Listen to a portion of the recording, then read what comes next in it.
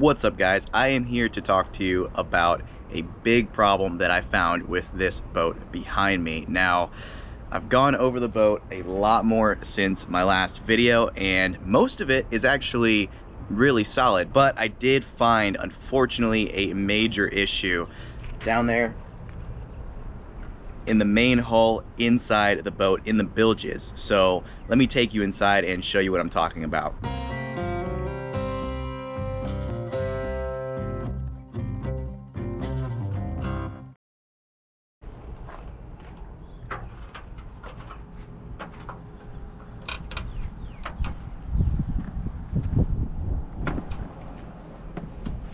So it rained pretty hard yesterday, and I definitely have a pretty big leak coming from the pop top, but like the center of the carpet is really wet, and obviously you can see it's moldy too. So I'm curious as to where that water is coming from. You know, it might be coming from these fittings right here on each side. So that's not the issue though. The issue is actually going to be down here in these bilges, and it was caused by that leak. So yeah, let's take a look. So the cabin sole is a liner right here, right? And it's got these two boards that come up. They don't actually go down into the real bilge of the boat. The real bilge is accessed through these access panels, as well as, if you can see back there, there's some inspection ports as well. Now, when I bought the boat, there was about an inch of water down here. I know it's dark, but this right here is a pretty shoddy repair, unfortunately, that was done by the previous owner. So I removed all the water, and I've been drying out these bilges, and what that has revealed is some significant damage. Now, obviously the rain yesterday didn't help, but it's still significantly drier than it was in those bilges. So I'm still drying those out. But let me go ahead and show you those bilge spaces. I'm gonna get a little bit of light down there and put this GoPro down there to see if I can get a good shot of what I'm talking about. So going down into this first bilge space, we've got that shoddy repair that, you know, it was definitely, there's water that was getting into it for sure. This was a through hull opening that the previous owner filled, but didn't do it properly. And then looking forward from that, you can see there is a longitudinal crack right there, and that's the interior laminate of this boat that cracked. So that is a big issue. I'm going to show you guys the other side, and I do think I see a little bit of cracking there as well. So not very good. Not a good sign. So we just looked down there, and looking under the companionway, it's pretty evident that there is some extensive damage. If you look at the liner right there, you've got cracking on the interior liner. That is one of the reserve buoyancy compartments. So that's not a good thing either. That needs to be repaired. But now let's take a look at each of these inspection holes. So in this one, you can clearly see there is delamination and cracking right there. Unfortunately, there's no inspection hole on the port side there, so I can't see what's down there. Right now I'm squeezed under the cockpit, so this is not a very comfortable position, but let me show you in this round inspection port. Now we're looking at the other side of that cracked interior liner, and then now we've got significant cracking and delamination on the starboard side of the hull. And then probably a little bit on the port side as well. Let me shift my light.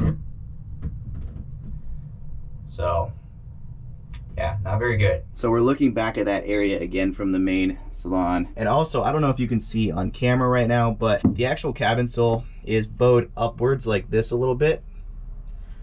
And I think that's just because it's sitting on the bunks of the trailer. And obviously we have that weakened interior laminate, so it's pushing up and causing it to, you know, flex like that. Before I do any repairs, I've got to change that deflection that's happening. Let's go ahead and move forward. So we've got the dagger board trunk right here. Luckily in this, there doesn't seem to be anything significant going on. It's just the water tank. That's good. In this inspection port right next to the dagger board trunk, that looks dirty, but I don't think that's cracked. You know, maybe if I clean it up, it might show some more issues, but I think that might be okay. Now the last part of the damage that I found is going to be up there in that forward section that forward buoyancy chamber through that inspection port. Let's go take a look. Again, pretty tight. What I'm hoping is coming up okay on the camera. You can see that there is another longitudinal crack in this area of the boat. So that needs to be repaired as well. And it almost looks like, you know, there might be some balsa down there. So let's talk about this damage a little bit, and let's talk about the construction of this boat as well. So is this a death sentence for this boat? I personally don't think so. It's a fiberglass foam core sandwich construction. So that means it's fiberglass on the outside, then PVC foam core, 5-pound density, I believe, and then the interior is also fiberglass as well. The good thing about the coring material that Corsair used, the PVC foam, is it's a closed cell foam. It's very, very water resistant. So typically water intrusion isn't a death sentence for the coring material, like it is with other coring materials like plywood and sometimes balsa as well. But that being said, water inside the core is, you know, never a good thing. So what happened? How did this damage actually happen? And what I think personally, and from the research that I've done about these boats, with this particular boat, the interior laminate, you know, in those areas that I showed you, is actually pretty unfinished. So to reduce weight, you know, in areas that, you know, are basically not visible and pretty much non-accessible, the laminate is really thin. It's either 12 ounces or 18 ounces, and that's it. It's like one single layer from what I understand. And they also didn't flow coat it. So after they laid up that laminate, they were done, that's it. And, you know, they didn't put an epoxy coat on it. They didn't put a flow coat of anything on it. They didn't paint it, obviously. And, you know, all of that would have made it more waterproof, but unfortunately, because it's on the interior of the boat, they expected people to keep their boats dry on a trailer. They didn't expect, you know, a bunch of rainwater to be sitting in the bilges for years at a time like it did in this boat. Well, that one layer of fiberglass with polyester resin, not even epoxy, right? It's not going to be 100% waterproof. It's going to allow water intrusion if that water is sitting there for long enough. So basically what happened with this boat is osmosis, but from the inside out. Because this boat has been sitting on a trailer, not in the water. Most of the time you see osmosis with boats that are sitting in the water for a long time. My GoPro is actually overheating because it's in the sun right now. Let me move it out of the sun real quick. So what do I need to do is the question that you guys might be asking right now. And basically, I obviously need to stop that water coming in, but you know, that is a cause. That's not the actual issue, right? So I need to go in to the cabin sole down there, and I need to cut out the bad laminate, right? Cut out the bad core, and re-core with good core, and re-glass with good laminate. So that's what I'm gonna do. So here's my general plan for that, and I'm obviously open to, you know, any suggestions from you guys as well. I've obviously got to cut into this interior liner, and back there I think I'm probably just gonna open up that hole bigger, and then I'm gonna have to re-glass that when we're all said and done, and I'm gonna have to try to make that look nice, maybe ferret and paint it. I'm gonna be repairing those two cracks as well. But for getting access to the bilge down here, I actually think a good idea might be to cut two cuts, one along the interior upper edge of this false bilge and then one along the lower interior edge of this false bilge. Pop that piece out, and that should gain me access to all of this without having to fully cut out the floor here. Then when I'm all said and done, I just have to re-glass those interior areas, and it will be hidden by, you know, a new board. So it'll look real nice when it's done. And I can do that both there and here.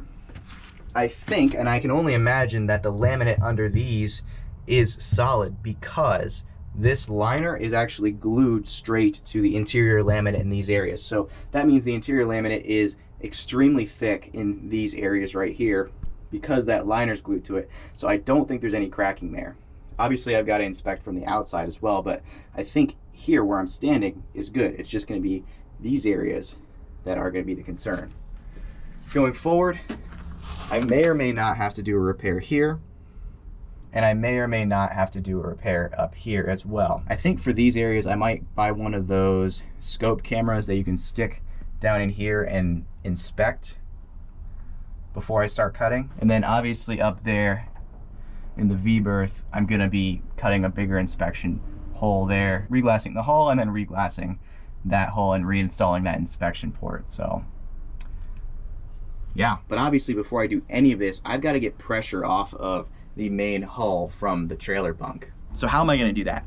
Well, because this is a folding trailerable trimaran, it's actually going to be pretty easy. You might have seen outside I bought 4 2-ton stands that are actually going to support each AMA. So I'm going to open the boat up while it's still on the trailer, use those stands to slowly raise up the boat a little bit, and then I'm going to put a block underneath the dagger board compartment, but that's it. The rest of the pressure from the main hull is going to be off. And doing that is totally fine. These boats are designed to be versatile like this. So the fact that I can open up the boat and basically put the boat on the hard in my backyard is such a strength of these Corsair boats. So I'm going to be doing that as well as starting this project in the next video, because I think that is the most pressing issue that this boat has. So we're going to work from most pressing to least pressing, and yeah, so that's gonna be next video. But before I end this video, I wanna ask you guys, did we just waste $10,000 on this boat, you know, given this extensive damage? You know, when we made that last video, we weren't aware